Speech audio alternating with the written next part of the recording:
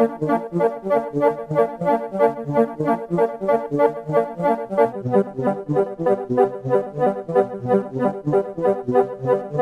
is a Socialist News and Views special interview.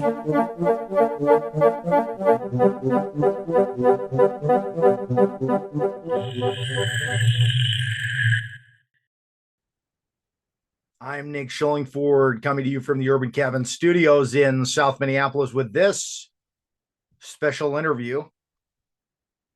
On Socialist News and Views, we let folks introduce themselves. Do you want to just tell our audience who you are? Sure. My name's Steve Edwards. I live in Chicago.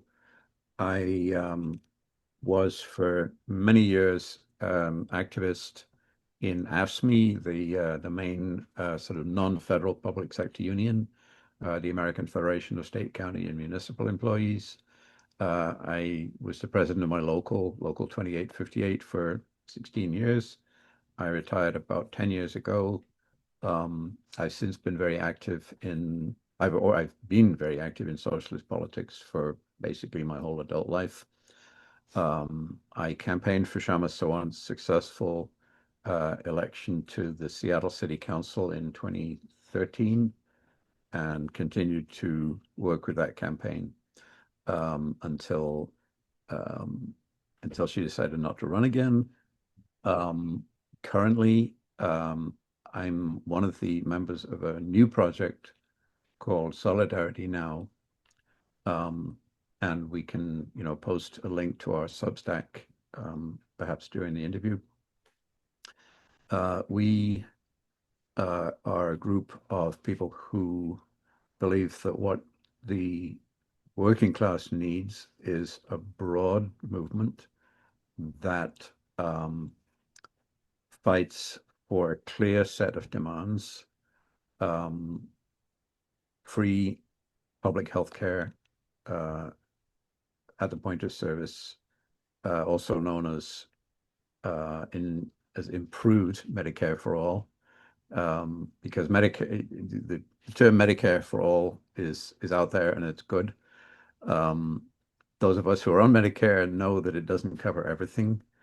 We think that the U.S. needs to move into a new phase in which healthcare is free. I think that's pretty fundamental, and it's a very popular demand. It is. There needs to be a national minimum wage, which would need to be $25 an hour, $30 an hour at this point. And obviously, in the present moment, we have to fight back against the really bizarre war on working people that is represented by the Trump administration.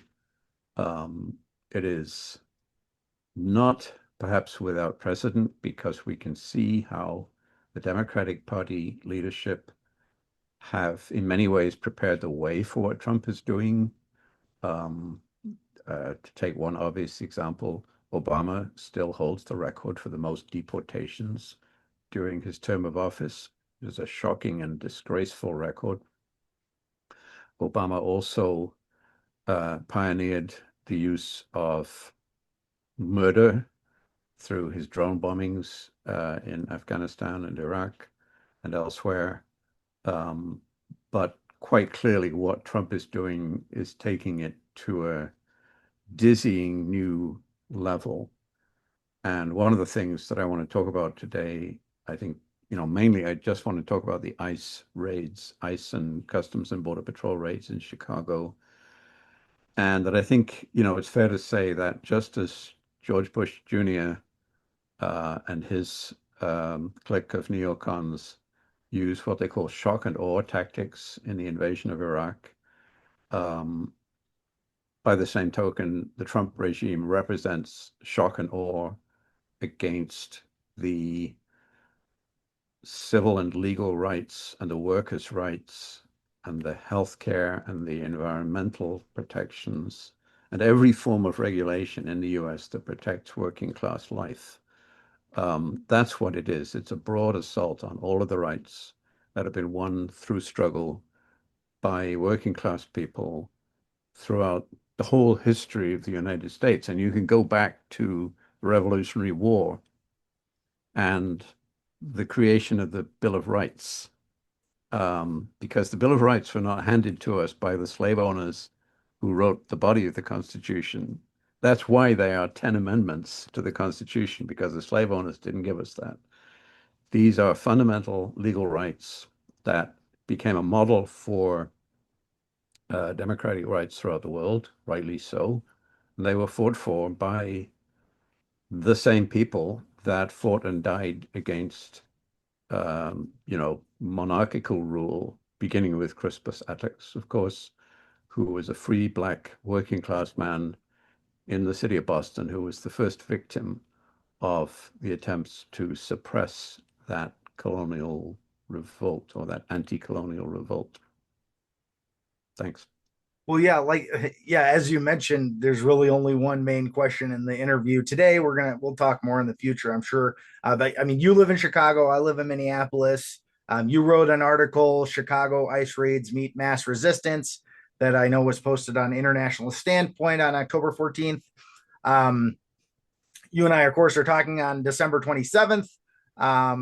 And it seems like maybe Chicago's timeline's a little ahead of us for ice operations, although all these timelines could be changing. So I guess I just wanted to get what's been your experience in Chicago, from what you've seen up to this point with this ongoing intrusion of ice into cities and just kind of snatching people off the street, out of their homes, etc., businesses.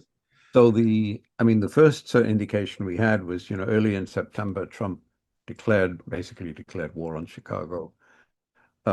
We are very familiar with right-wing attacks, demonizing Chicago, the endless claim, which goes way back before Trump's time. During the Reagan era, we were also told that Chicago was like murder capital USA, that Chicago had the worst schools in the country. None of these things have ever been true. Crime in the US is a national problem, as we know. But I think the attack on Chicago, again, it's part of a broader attack on working class people, on people who actually have the things that we've won through struggle. So Trump posted this ridiculous meme where it's based on the movie Apocalypse Now, and he's quoting the crazed general who says in the movie, he says, I love the smell of napalm in the morning. And the meme says, Chipocalypse Now. And it's this crazy sort of example of the fact that the most powerful man in the world is also bonkers, but he's still the most powerful man in the world. And that forces us to take his most mind-bogglingly crazy statements seriously. And the attack on Chicago began with two events that were made for TV. They were propaganda, in which, first of all, Kristi Noem, the head of DHS, Miss Puppy Killer, showed up in the suburb of Elgin, outside of somebody's house, had the front door blown off with explosives, and a bunch of men who lived in the house were led out in handcuffs. And it turns out the owner of the house, who is one of the people being walked out, is a citizen. As far as I know, none of the people in the house were guilty of any offense at all. This is the method. And then we had the South Shore, 7500 South Shore Drive, which is a crappy apartment building that is in foreclosure, where there'd been many, many complaints. And again, this is where, we talk about the city administration in Chicago doesn't do its job. There were multiple violations that should have gone to housing court. That building should have been, in a society that actually cared about people's housing, the city should have gone in, fixed the building, and billed the landlord, bill the owner for the cost, right? But that's not what happened. Absolutely, yeah. So what happened was 300 allegedly, nobody's actually counted them because these are all figures from DHS, from ICE, from CBP. But again, in a sort of made-for-TV action drama, but they had a Black Hawk helicopter. It's a 5-story building. Uh, they had a Black Hawk helicopter hovering above the roof with agents rappelling down. And again, you know, it's immediately in my mind uh, as a long time Chicago, and I can't help but think of the closing scene, or the closing but one scene in the Blues Brothers movie with the SWAT team rappelling down City Hall. That's And it's equally over the top and ridiculous. So they arrested 37 people who they claim were, you know, we know of 37 people who were immigrants who were arrested. They knocked down every door in the building. They arrested everybody in the building because, again, there's never been a number released. So we don't actually know how many people, but most of the other inhabitants of the building are African American, or Black people who were born in the USA, precisely the people for whom the 14th Amendment was created, the one that says that if you're born in the US, you're automatically a citizen. Yep. The children were zip tied in the street.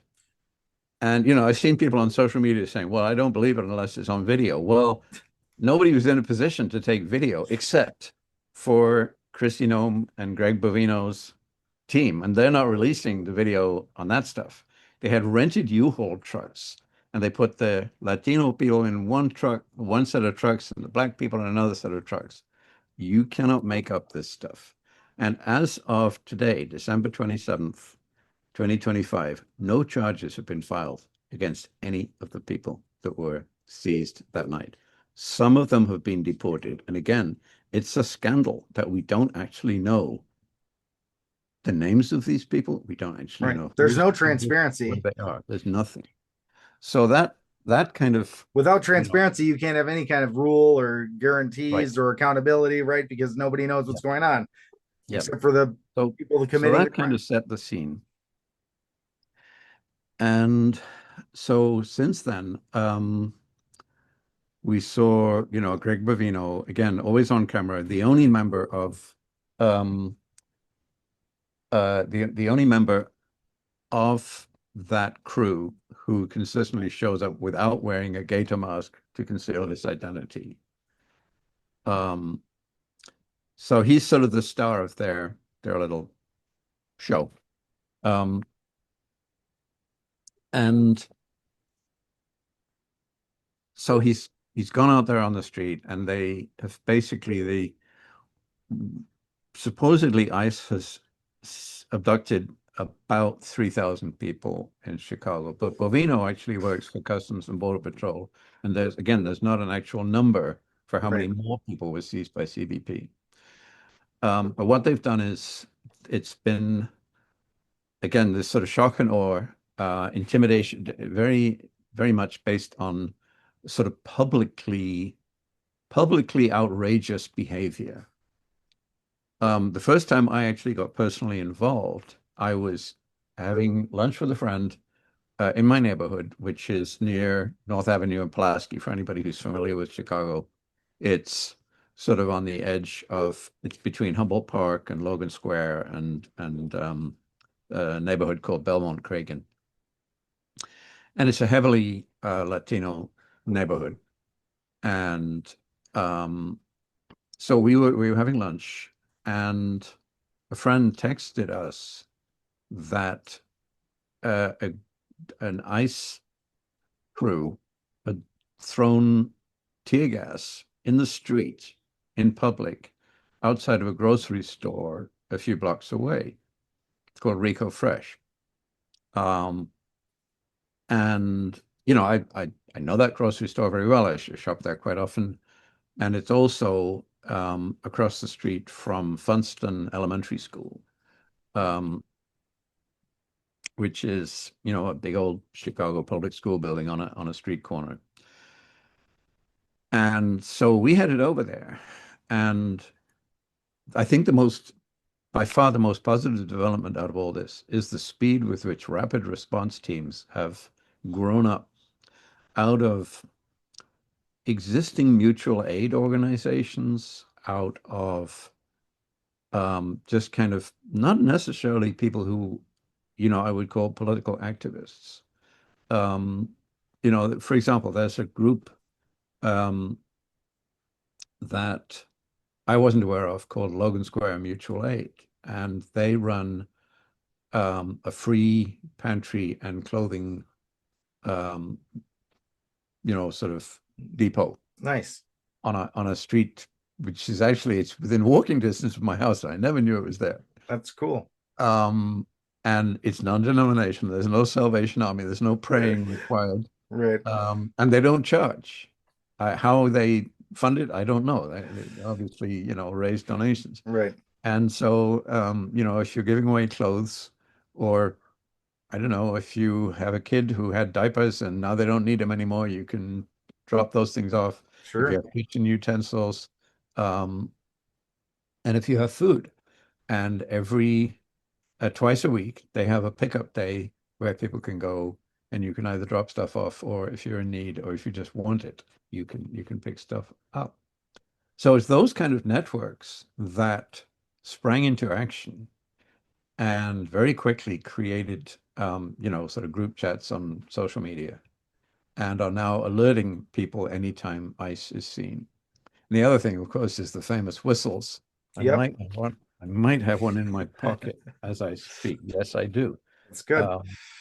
So you never know when you might need. You had to have them around. I got one hung up right on the other wall. The one I've got now is one I actually got during the UPS Teamsters when they were potentially going to go on strike, I think, and they were doing an informational picket, and they also had whistles and stuff. So I got it from there. Very nice. Yeah. You never know when you might need it. So basically, the point of the whistle is if you know that ICE is in the neighborhood, you start whistling to alert people. Teamster whistle. There you go. Can be in the whistle club. But mine is orange. Is yours? See, it's got to be orange. Yeah, I've only directly responded to one place where there was supposed to. Well, maybe it's twice where there was supposed to be ice, but there wasn't any. So that was. But so essentially, what this means is that it forces ICE to actually come with massive force if they want to do anything. I have no idea what this operation is costing, because again, as you say, there's no transparency. Right. But the incident, by the way, in the street was somewhat random in that it was just two ICE agents driving around in a rented SUV, as they do. Right. They're marked. They've been caught swapping license plates, or just taking the license plates off completely, all of which is completely illegal. And some guy on a scooter had just stopped in front of them and was blocking their path. Yep. And so they just wound down the window and started throwing tear gas out in the street. Yep. Just randomly. And so within an hour, about 40 people showed up outside of Funston School to protect it. And we walked people home because it's a neighborhood school. A lot of people actually pick up their kids and walk home. Yep. And we wanted to make sure nothing happened. And to date, as far as I know, nothing has happened. The one union that has played a role, and by the way, the labor unions have been invisible for the most part, which really shocking. The Chicago Teachers Union, to their enormous credit, have played a very strong role. They've also worked with the Chicago Public Schools administrators and principals to set up networks. They vet people to make sure that people signing up for their lists are legit and so on like that. And of course, there are some neighborhoods that are obvious targets. Little Village is the sort of Mexico of the Midwest. That's where the attacks have been the most brutal, but it's also where the resistance has been strongest. And I think you've seen, store owners put up signs in the window, ICE is not welcome here. It's completely legal for store owners to just lock the doors and say, sorry, you're not allowed to come in here. there's been a lot of education that was needed to tell people you don't have to open the door unless they have a judicial warrant, which they never do. ICE has tried to circumvent this by handing out blank warrant forms. And this is well documented that these agents, so-called, whoever they are just, they'll abduct somebody first, get their ID, and then write out a warrant for them. Yep. And I think, one of the really shocking things has been the incredible, frankly, lackadaisical response of Democratic Party leaders. Initially, when Trump declared that he was about to invade Chicago, then Governor J.B. Pritzker did actually call a mass press conference in downtown Chicago with a whole bunch of elected officials to say, look, Chicago is not a hellhole and you're not welcome here. And, I think as a first step, that wasn't bad. It was, it was a clear declaration that we're not in agreement with this. You are creating, you're not solving anything. Right. You're creating chaos, or you're proposing to create chaos. But what we have not seen is those words being backed up with actions. Right. As I'm sure people know, there's a building in Broadview, which is an industrial sort of suburb of Chicago on the southwest side, where again, initially the mayor of Broadview, an African-American woman, compared this to the civil rights struggle, quoted Martin Luther King, said she was going to stand against ICE. The building is not intended, it's not set up to be a detention center, but it's been used as a detention center. And there's been a huge fight just to get elected officials or anybody or journalists or ministers of religion to even be allowed to visit the place. And the reason they're being kept out is because, as it turns out, the conditions are appalling.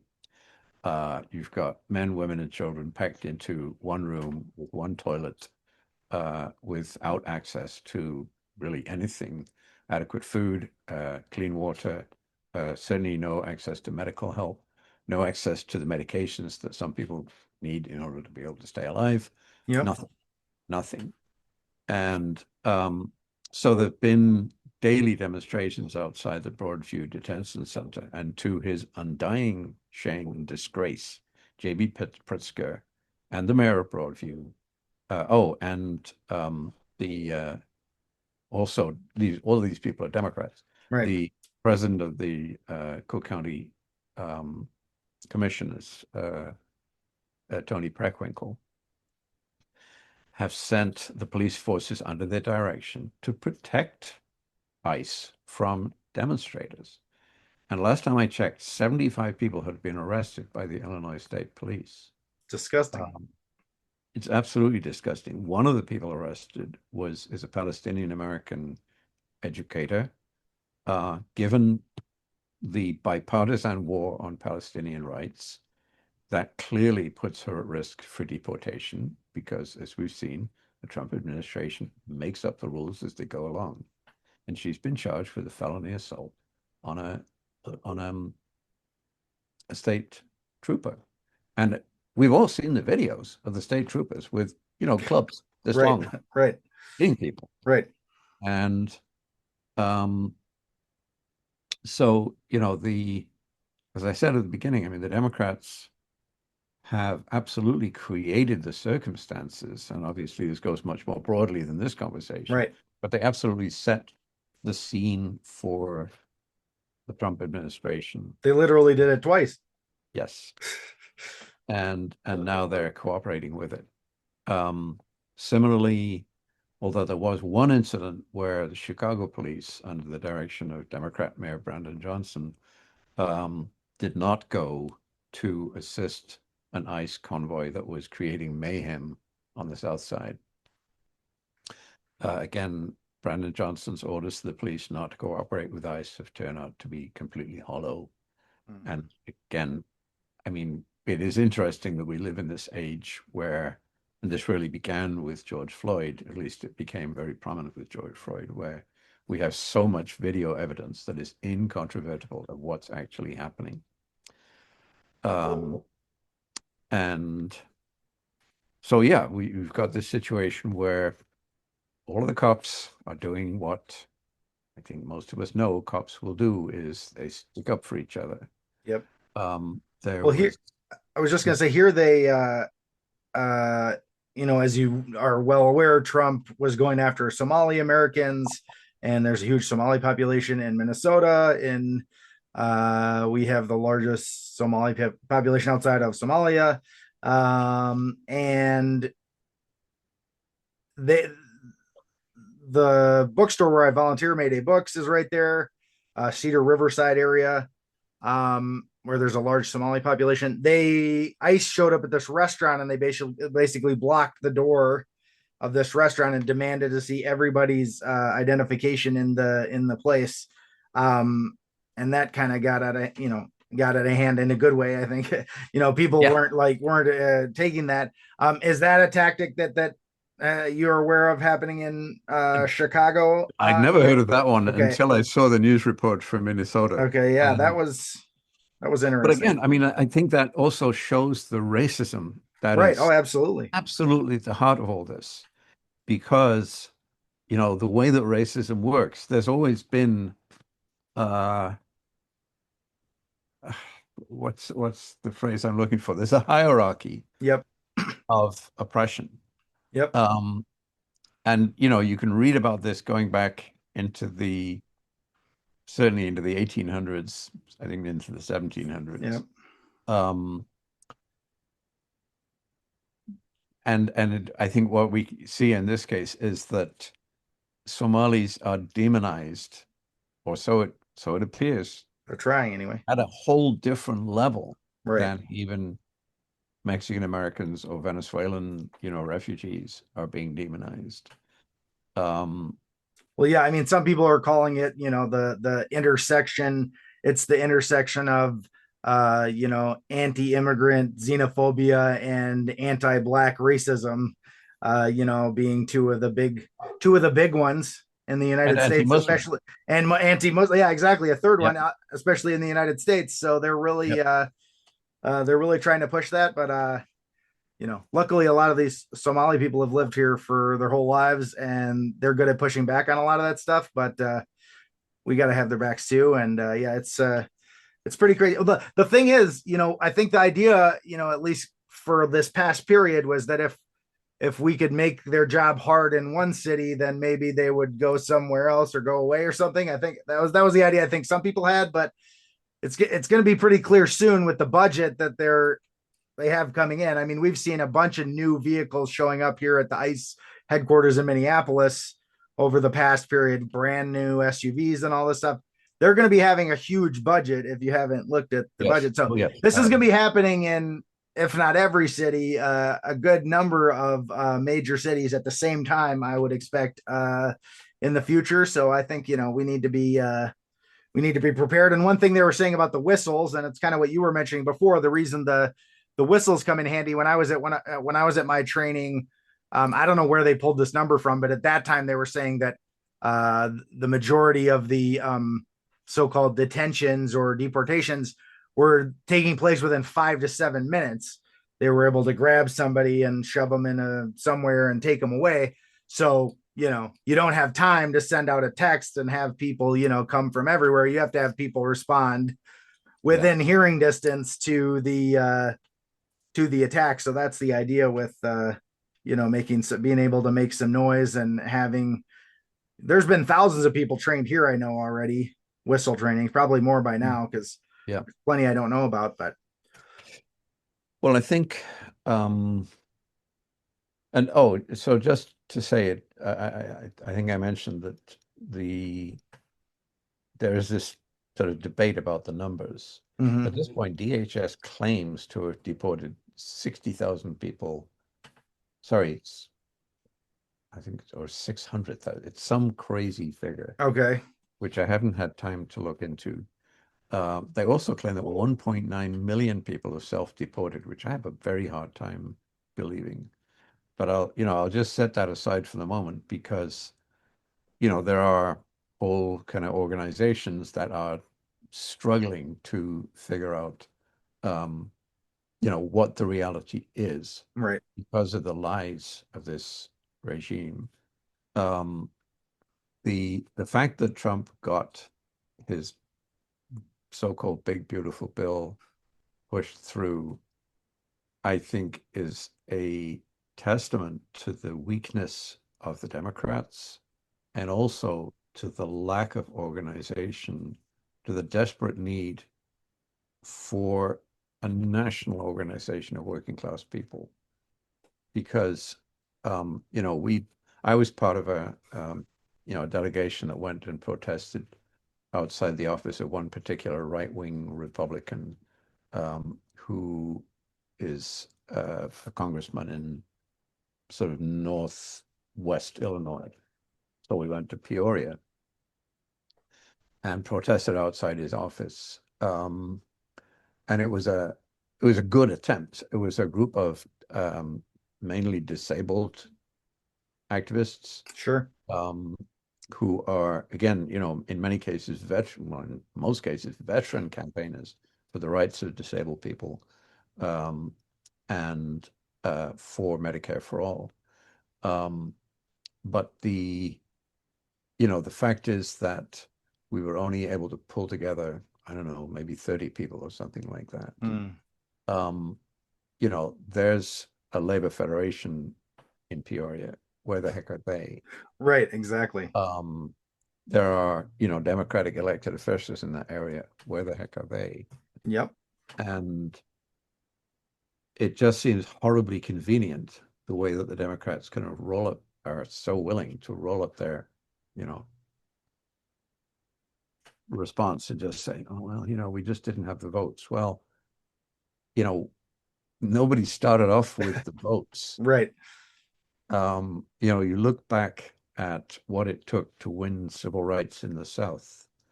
The Montgomery Improvement Association carried out a year-long boycott of the entire bus system in the city of Montgomery in the late 1950s.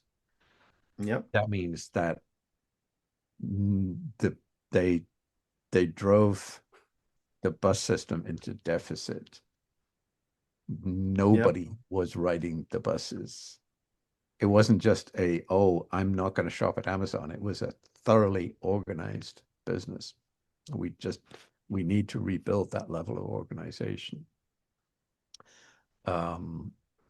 And as you say, with this, with a huge budget and the fact that they're going to have a giant hiring spree beginning a few days from now, I think on the one hand, we'll see an increase. It's going to be very dangerous because we're going to see an increase in the level of dysfunction and incompetence.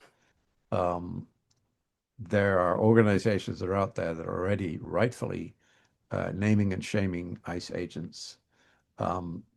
It's going to be increasingly, it's going to be very interesting to see where do they get people from. Right.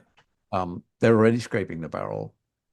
Obviously, anybody who takes that job has Problems. some basic problems with being a decent human being. Yeah, exactly. Yeah. Because it's been set up to be so completely unprofessional. The obsession with smashing car windows. What's that about? Right. So the other thing is that, there is now an accumulation of court decisions which are important and which I think do somewhat help to build the movement. We've had, for example, there's one judge who ordered over, I think it was 615 abductees to be released because they were illegally seized. Right. There's this whole ridiculous debate about whether undocumented immigrants have rights. Well, of course they do. As has been pointed out endlessly, you can't, if everybody in the country doesn't have a right to due process, then nobody has a right to due process, because without due process, how do you prove whether you're documented or not? It's absurd. Absurd and very dangerous. Right. So that judge was that order has been put on hold by a three-judge panel, two of whom were appointed by Republican presidents. And I think one of the really interesting things about this is I can remember a time when people, working class people in America, really believed in the Supreme Court. They really believed that justice was there to be had if only, you had a good lawyer and you had the time and the money to take your case all the way to the Supreme Court. That's gone.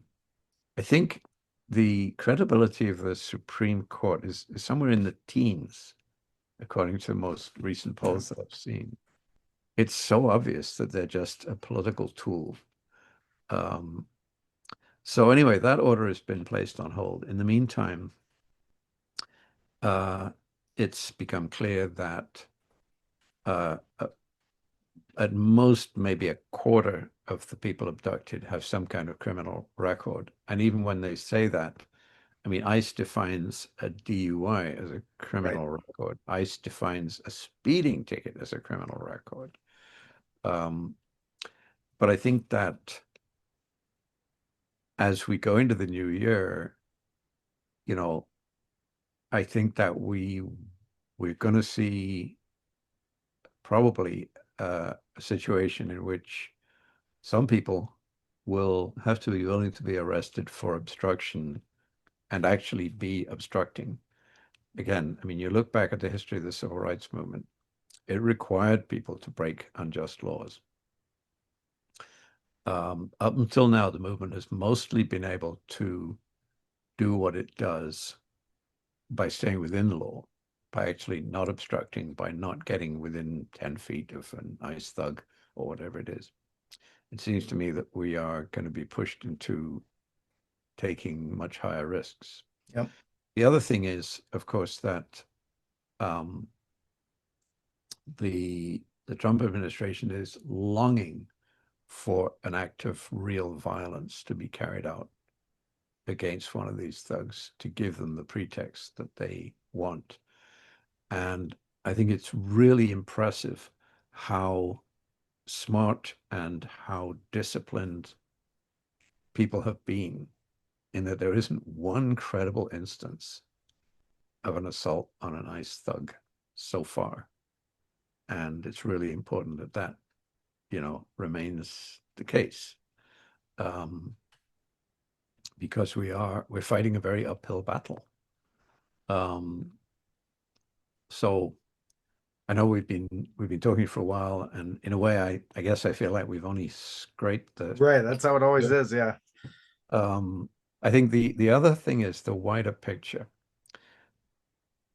The Trump project is in trouble.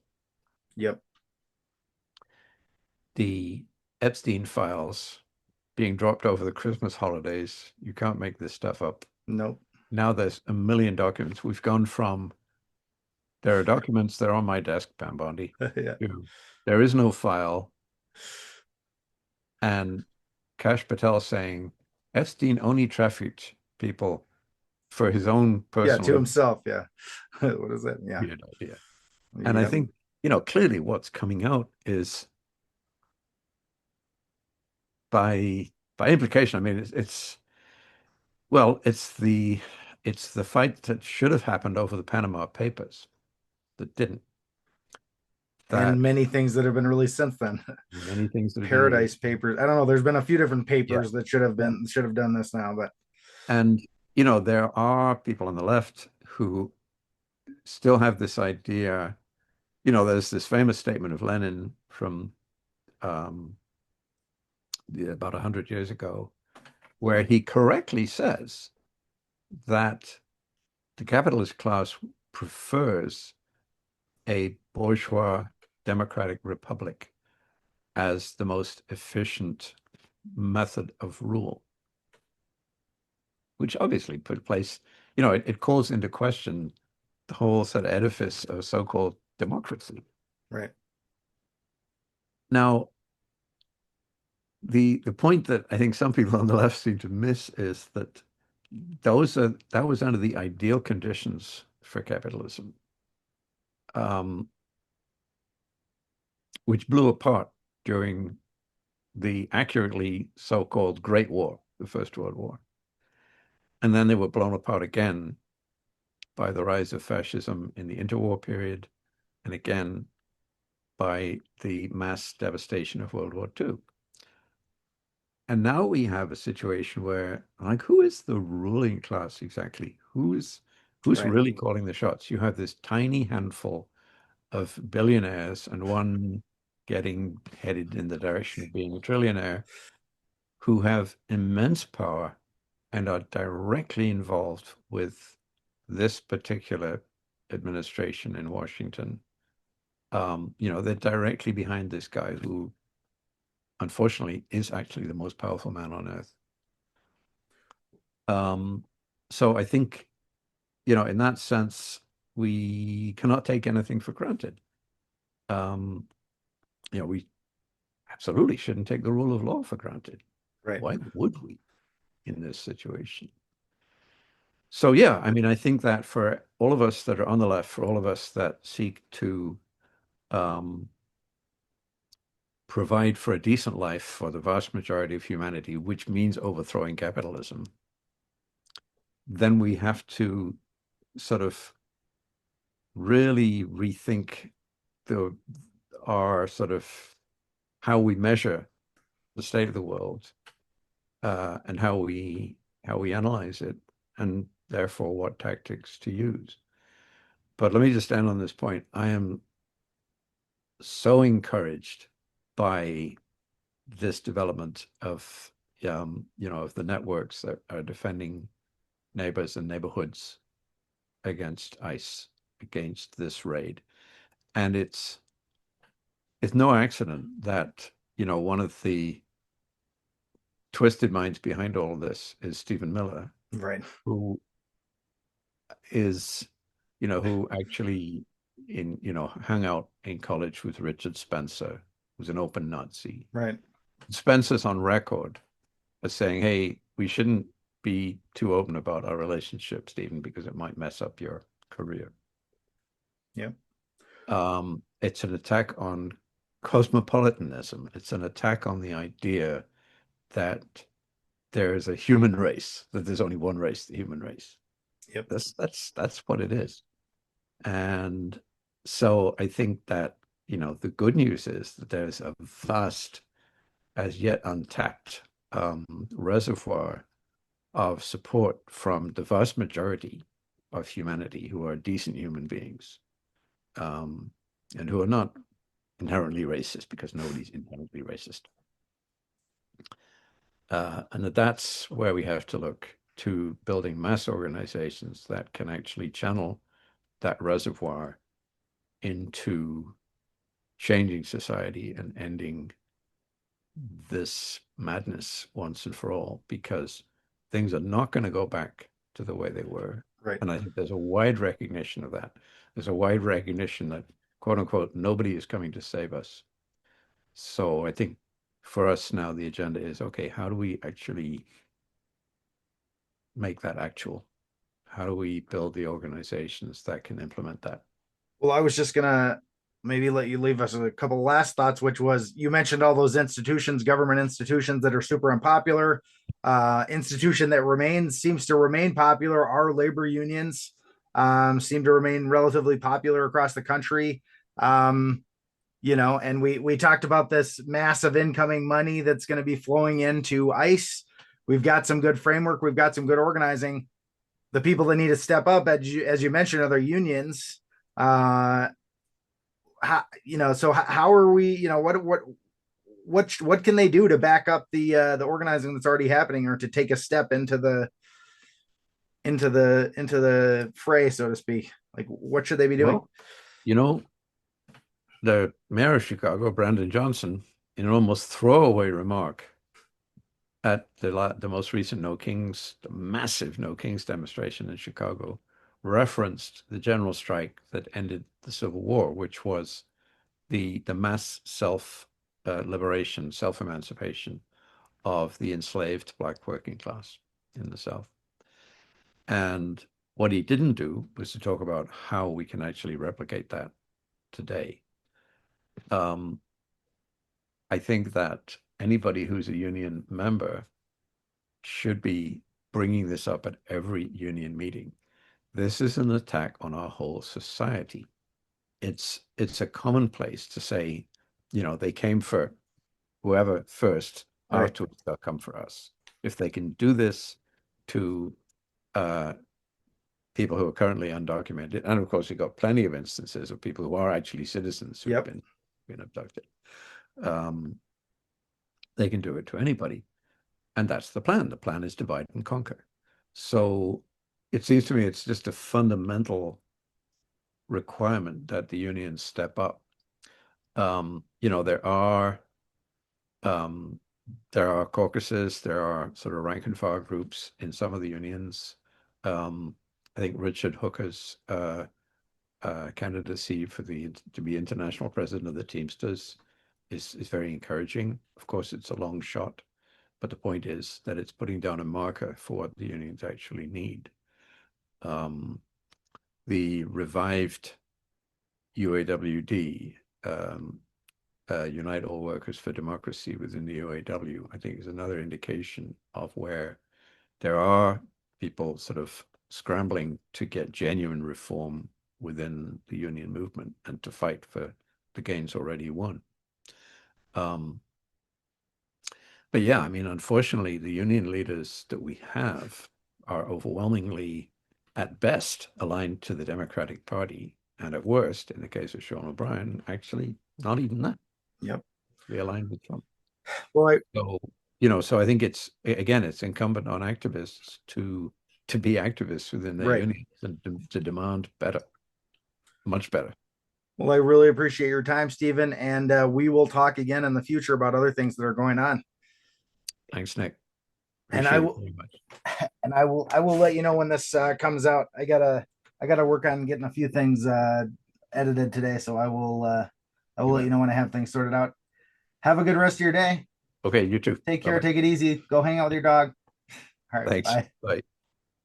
And that is our special interview. Thanks for listening. Solidarity.